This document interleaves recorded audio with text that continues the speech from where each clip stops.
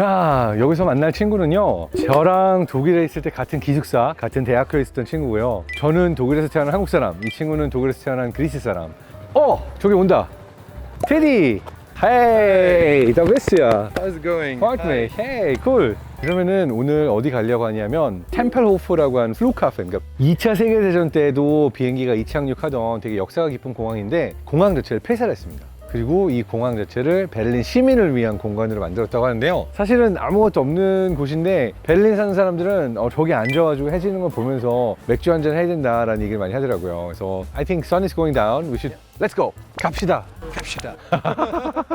Hi, Tidi. Good to see you again. Post. So what's your job at the moment? You're a politician. Yeah, I work for the state of Baden-Württemberg here in Berlin in representation. We're dealing with all the policies, with all the new laws. 그러니까 잠깐 설명드리면 어떤 거냐면 독일에 엄청나게 많은 주가 있는데 각각의 주 정부가 자기들만의 법과 자기들만의 행정 방식들이 있어요. 그래서 각 주 정부가 독일 중앙정부에 자기네 대표부를 보냈는데 바덴-württemberg 주의 주 대표부 자격으로 베를린에 와 있습니다. Maybe my Korean viewers don't know that actually I was born in Germany and raised in Germany. So it doesn't matter whether you're from Korea, you're from Vietnam, you're from Greece, Turkey, you are born and raised in Germany, but your parents were not from Germany. So it's always very difficult, right? So Yes, amongst yes. us, it's like, I know how you feel. Yes. We gotta stick together, that kind of Yes. solidarity, right? Like Germany has always had a lot of immigrants. My father, he came in the 1960s to Germany from Greece. From Greece. So we have like a lot of generations from abroad who came to Germany, who brought a lot of new stuff to Germany, like the food, for instance, or also their culture. But they're also melting together with the Germans.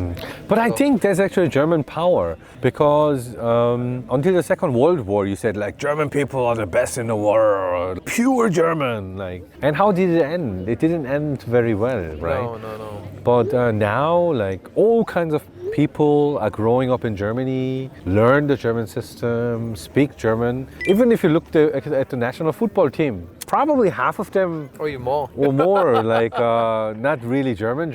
The German people look at them and it's like our team and very proud of them. That's true. Just the last years they were not so good. Yeah, I know. You even lost against Korea, huh? That was not good. So you were immigrant family's son, but now you're a politician leading states like Baden-Württemberg in Berlin. How do you look back? Was it very difficult to go to that track at certain points? Because some German people looked at you and didn't think like, but you're from outside, you're not really German. I mean, and you try to represent us as a politician. Was it difficult?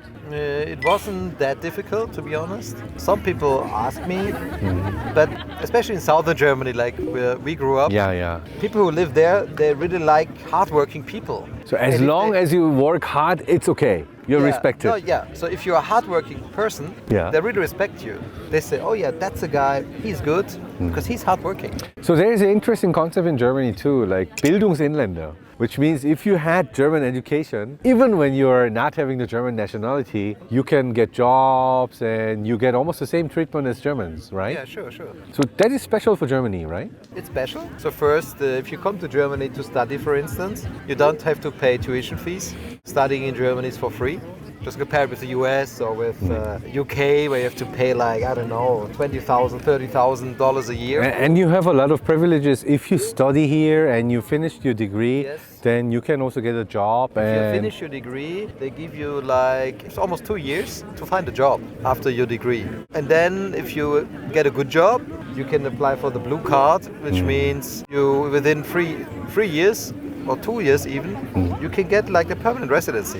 Yeah, and for sure, if you're like a student in Germany, you get treated like any other German student. So like for the health insurance and everything. What did you think about Korea when you went to Korea? Korea was very Korean.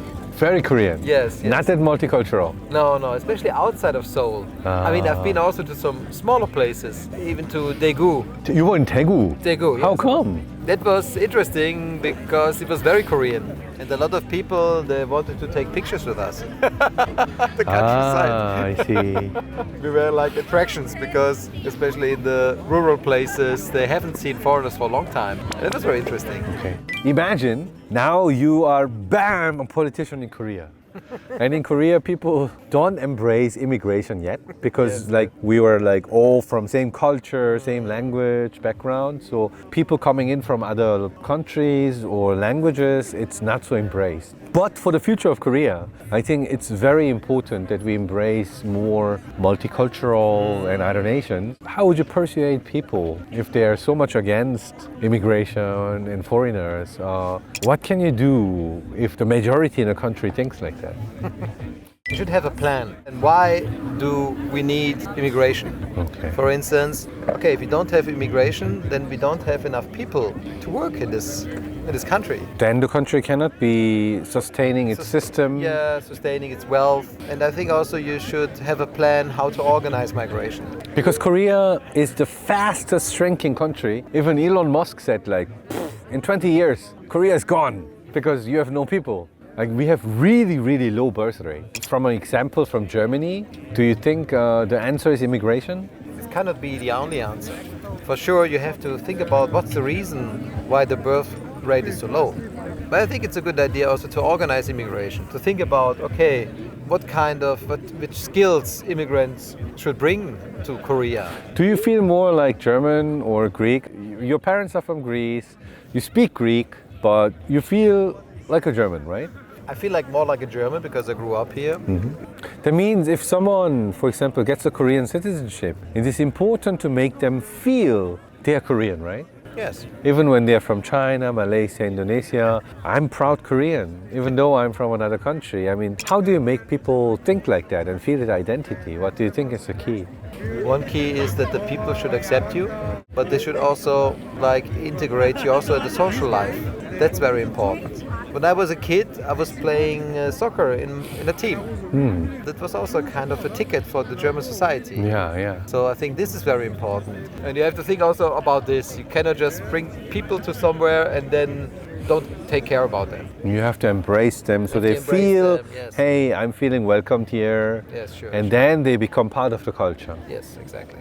Integrate the people in social life, that you don't think, oh, these are foreigners, they should live their own life. No, you have to integrate them, you have to invite them to birthday parties. That's one of the most important things. That's true. Actually, I was always invited to every birthday party. Yeah, because you like the cake so much. Not only the cake. But why is it? It's interesting because, like, for example, the people who came from Poland or Romania, now being German, were more against like people from Middle East. Yeah, but this is a fact you can see quite often because those people who came, immigrate, they took a lot of efforts to achieve in a society. And there's a fear among them that if new arrivals, they will take over their wealth. It's a psychological thing, but you can see it everywhere in the world. But in fact, I mean, you must know as a politician, it is the opposite. That means actually whenever new waves of people, new cultures come in, there's a clash. But actually it makes the society stronger and it makes the society more diverse and it brings more power, inventions. It's actually but it takes beneficial. Time. It takes time, and also the state has to provide like housing and everything and school. So it's a lot of work too. So it gives a lot of benefits, but it's also a lot of work. But I mean, we have a problem also with homeless people from Eastern Europe. Because nowadays in Europe you can settle everywhere inside the European Union. Because you're in Europe. So people complain about like a few thousand homeless people coming from Romania or from Poland, but they don't see the millions, really millions of Romanian and Polish people who came to Germany, who achieved in society, who do the construction works and everything. They take it like for granted, but as normal, but then they just think, oh, it's bad that we have now Romanians here because they're begging here. But I think that's not the right perspective, because we have millions of good people who came, and also the homeless people, maybe they need some help. So overall, like embracing and integrating makes a society stronger. That's what you believe, right? It makes stronger, yes. But also the state has to, and also society has to help them, has to give them the means to achieve. That's important. Politics is difficult, huh? It is always difficult. Life is difficult. So life is difficult, so let's have more pizza and beer. Yeah, that's good. That's easy. Okay, come, Teddy.